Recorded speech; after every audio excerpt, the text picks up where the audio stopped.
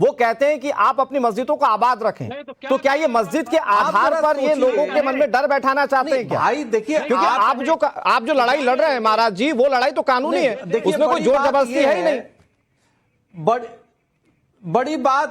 बड़ी बात यह है कि हमारे मुमताज साहब बैठे हैं, दानी साहब बैठे हैं, तुरंत तौकीर रजा की आलोचना करना चाहिए था, फतवा इनके खिलाफ जारी करना चाहिए, तो वो तो करते नहीं। और हम लीगल तरीके से कानूनी लड़ाई लड़के जब ज्ञानवादी जो 93 से पूजा हो रहे थे 93 तक जो है उसको हमने अधिकार लिया, तो उस पर हाय तौबा मचा रहे हो, चाहते कि दंगे हो, वो चाहते अरे भाई साक्ष्य प्रमाण आप भी पेश करो, हम भी पेश करें, जिसके पास में न्यायालय आदेश देगा वो अपना पूजा करेगा। महाराज जी आपने ये बात कही, मैं यहीं से बात को आगे बढ़ाता हूं। महाराज जी मैं एक बार फिर से आऊंगा आपके पास। एहसान जी प्लीज थोड़ा सा वेट कर लीजिए, मैं एक रिएक्शन मुमताज भाई का लेना चाह रहा हूं। मुमताज जी, क्योंकि आप बार बार संविधान की दुहाई देते हैं, आप कहते हैं कि संविधान को डिमोलिश कहीं पर नहीं होना चाहिए, लेकिन जिस पक्ष की ओर से ये सारी लड़ाइयां लड़ी जाती है वो तो कानूनी है और कोर्ट के दर पर सिर्फ सबूत चलते हैं, फैक्ट्स चलते हैं, वहां हवा हवाई बातें नहीं चलती हैं। तो ये संविधान की बात कहते हुए, संविधान का समर्थन करते हुए डर बैठाने की कोशिश क्यों? फिर नहीं, बिल्कुल डर नहीं बिठाला जा रहा है और हम लोग भी कोर्ट में जा रहे हैं, मुस्लिम पर्सनल लॉ बोर्ड भी कोर्ट की बात कर रहा है तमाम। लेकिन जिस तरीके से सरकार कोर्ट को हाईजैक करने की कोशिश कर रही है, जिस तरीके से, अब आप देखिए कि बाबरी मस्जिद का उत्तर प्रदेश, मुमताज भाई आप कानून के अच्छे जानकार हैं, कोर्ट को कैसे हाईजैक होता है, क्या बात कर रहे हैं आप? इश्तेहार जो है, अरे इश्तेहार में देने लगे कि हमने देखिए ये बनाया, संकल्प जब होता है। अरे मुमताज भाई आपके फेवर में फैसले नहीं जा रहे तो कोर्ट हाईजैक हो जाएगा, गजब कर रहे हैं। नहीं देखिए ऐसा है कि कल मुस्लिम पर्सनल लॉ बोर्ड ने जिस तरीके से फैसला आया, जिस तरीके से इम्प्लीमेंटेशन उसका हुआ और जिस तरह सुप्रीम कोर्ट गए, वहां से हाई कोर्ट भेज दिया, हाई कोर्ट ने कहा कि नहीं तो पूजा तो जारी ही रहेगी, ये तमाम चीजें, इससे ये लगता है। और फिर बाबरी मस्जिद के जिस तरीके से फैसला आया, सब लोग जानते हैं कि आस्था की बुनियाद पे आया। यही सर तो किसने बोला आपको आस्था की बुनियाद पर आया? नहीं सर, एएसआई की सर्वे रिपोर्ट था जिसके आधार पर वहां पर फैसला आया था। इस्तेमाल सुप्रीम कोर्ट ने किया और आस्था की बुनियाद पे ही आया है। देखिए नहीं सर, वो टाइटल सूट का मामला था मुमताज भाई, वो टाइटल सूट का मामला था जिसको कोर्ट ने फैक्ट्स के हिसाब से सुना, उसके ऑब्जर्वेशन को आपको पढ़ने की जरूरत है मुमताज भाई। आई एम सॉरी टू से। हम सब पढ़े हुए हैं और पढ़ते अब तो लिखते ही रहे, पूरे मुकदमे को हमने रोज रिपोर्टिंग की है। तो मुमताज भाई ये तो पता होगा ना आपको, जब सुनवाई डे टू डे सुनवाई शुरू हुई थी तभी क्लियर कर दिया गया था कि टाइटल सूट का मामला है। कोर्ट ने कहा कि जब ये राम मंदिर को तोड़ करके बाबरी मस्जिद नहीं बनाई गई, ये सुप्रीम कोर्ट ने एक्सेप्ट किया ना। जब सुप्रीम कोर्ट ने कहा कि हाँ, नहीं ये नहीं कहा, उन्होंने ये कहा कोर्ट ने, मैं बार बार इस पर चर्चा नहीं करना चाहता, आप हर जगह एक प्रोपेगेंडा के तौर पर इस बात को ले आते हैं। कोर्ट ने ये कहा कि इसके साक्ष्य नहीं मिले कि वहां पर मंदिर टूटकर मस्जिद बनी, तो इसका मतलब ये नहीं कि वहां पर मंदिर नहीं थी।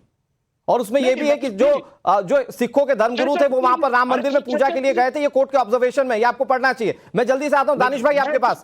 दानिश भाई अभी जो लोग बात कर रहे थे मेरे सहयोगी हिमांशु के साथ, वो कह रहे हैं कि मुस्लिम खुद नकार देंगे, तो ऐसी सियासत करके क्या फायदा असदुद्दीन ओवैसी का? वो जिसका वोट लेने की कोशिश कर रहे हैं वो खुद नकारते चले जाएंगे विकास देख देख के। देखिए वो तो कौन कहां जाएगा, खैर उनके बोलने से कुछ नहीं होगा, और जिन्होंने बात रखी है वो हमारे उलमा है। और दूसरे नंबर की बात कि स्वामी जी जो बातें कर रहे हैं ना, हमारे मतलब तौकीर रजा आपके उलमा है? हमारे अरे बिल्कुल तमाम उलमा भाई, all India Muslim personal law board में जितने भी थे वो तमाम उलमा हमारे लिए सम्मान। अच्छा दानिश भाई आप थोड़ा सा जल्दी गुस्सा हो जाते हैं, मैं टोकते हुए एक सवाल पूछ लूं आपसे बहुत प्यार से, उसके बाद मैं एहसान जी के पास जाऊंगा। देखिए 19 दिसंबर 2023 मस्जिद के खिलाफ कोर्ट का फैसला मंजूर नहीं है, यानी कि आप बैरिस्टर की पार्टी के बैठे हुए आप जब संविधान की बात करते हैं ये संविधान की धज्जियां उड़ाते, बोलते हैं मैं कोर्ट को नहीं मानता। 9 मई 2023 अतीक अशरफ और आजम खान पर जुल्मों का बदला लेना है, उनके जुल्म सहते हुए मुस्लिम खुद योगी जी बाबा के पास जाते हैं, बोलते साहब कुछ तो कार्रवाई कीजिए। ये आपके उलेमा, मैं पूरा कच्चा चिट्ठा बता दूंगा। सीए पर कह रहे थे 8 जनवरी 2022 को, ये आपके उलेमा साहब सीए पर कहा था कि हिंदुस्तान में गली गली में खून बहेगा। आप समर्थन करते हैं ये गली गली में खून बहने का आपके उलेमा का? दानिश कुरैशी देखिए सुनिए मेरी बात सुनिए, देखिए मैं तो तौकीर रजा साहब का प्रवक्ता नहीं हूं, लेकिन आप तो उलेमा बता रहे हैं ना अपना। सुनिए आप बिल्कुल उलमा है, हमारे प्रवक्ता नहीं हूं उनका, वो हमारे उलमा है तो हम उनके पीछे खड़े रहते हैं। सुनिए मतलब आप उनके बयान का समर्थन करते कुल मिलाकर बात? सुनिए देखिए जुल्म की बात, जुल्म की दास्तान और जुल्म की कहानी की अगर बात है ना, तो जितना खून इस देश के मुसलमानों ने या हिंदुओं ने मिलके अंग्रेजों के खिलाफ बहाया, वो ऐसा नहीं था कि अंग्रेजों को मारने के लिए, काटने के लिए उन्होंने किया। हमने खुद अपनी लाठियां खाई, गोलियां खाई। क्या आपने नहीं देखा तारीख? तो सवाल यह है कि ये जो जुल्म और ज्यादती करने वाले जो लोग सत्ता में पैबंद हो चुके हैं और कहीं ना कहीं इस तरीके से इन्फ्लुएंस करने की कोशिश कर रहे हैं, जैसा कि मैंने आपको बताया, योगी जी के स्टेटमेंट आपको दिखा दिए, नंबर ऑफ स्टेटमेंट। अरे तो आप उस स्टेटमेंट को आधार बना रहे, मैं आपके उलेमा का स्टेटमेंट बता रहा हूं, आप उस पर कुछ कह ही नहीं रहे दानिश भाई। सुनिए अनुराग भाई, मैं एक बात और आपको कह दूं, आप भड़काने की बात कर रहे हैं नहीं है ना। हाँ, मैं आ रहा हूँ मुमताज भाई, एक एक करके। दानिश भाई गुस्सा होके चले जाएंगे नहीं। पाणी महाराज जी बैठे हैं, इन्होंने कहा है कि वीर सावरकर को जो है वो भारत रत्न दिया जाना चाहिए। चलिए ठीक है, वो बात उस पर कर लेंगे। दानिश भाई प्लीज अपनी बात को कंक्लूड कर लीजिए, 10 सेकंड, फिर मैं जा रहा हूं एहसान भाई के पास। हाँ।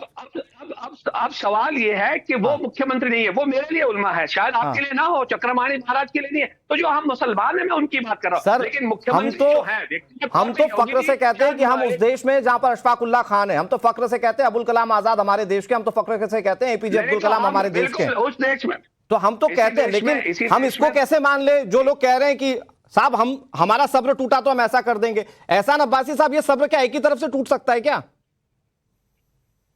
हाँ जी, बहुत बहुत धन्यवाद, मुझे मौका दिया आपने।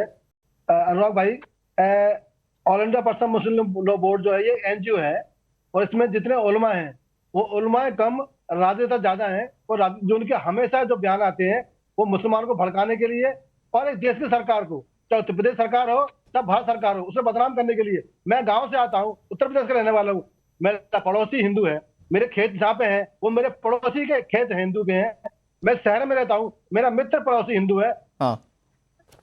हमें उत्तर प्रदेश में हिंदू मुस्लिम की जो मिसाल है वो गांव से और लेकर शहर तक दिखती है, परंतु ये जो बयान देते हैं इनके कौन से दोस्त जो हिंदू है इसे नफरत करते हैं। आ रहा हूं दानिश भाई, आऊंगा। हाँ। तो साहब जहाँ रहते हैं तो क्या वो हिंदू नहीं रहते? वो एक हिंदू का नाम बताते हैं। हाँ। इस हिंदू ने इनको परेशान किया हो, ये 10 वर्ष से। एहसान भाई, मुझे अगर 10 सेकंड में आप ये जवाब दें, हमारे दर्शकों को ये बताएं कि क्या मजबूरी है फिर?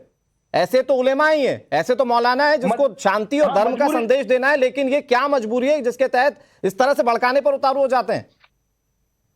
मजबूरी इनकी ये है तो मोदी जी सरकार चल रही है, इनको मोदी जी से विरोध है, इनको ना योजना से विरोध है ना किससे विरोध है। ठीक है, इनको केवल मोदी। मैं आखिर में उत्तर महाराज जी आपके पास आऊंगा 10 सेकंड में। दानिश भाई कुछ कहना चाह रहे? 10 सिर्फ मोदी के विरोध में ये सब कुछ हो रहा है दानिश भाई, सिर्फ मोदी का विरोध?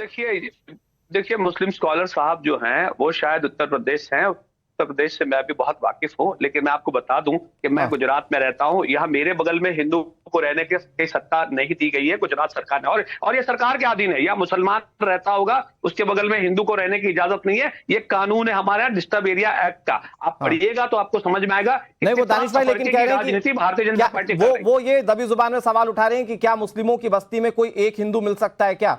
ये घर बिकाऊ हुए के नारे या घर बिकाऊ हुए के पोस्टर क्यों लगते हैं फिर गाजियाबाद में या वेस्टर्न यूपी में? ये तो सत्ता ही बिकाऊ है। आप मैं ये कह रहा हूं कि स्वामी चक्रपाणी जी महाराज, स्वामी चक्रपाणी जी महाराज, ये मतलब सिर्फ मजबूरी इस बात की है कि 2024 में अपना जो वोट बैंक है, जो धर्म के आधार पर वोट बैंक बना है, इन सियासतदानों का बस ये ना छिटक जाए, बस इसीलिए इस तरह की बयानबाजी।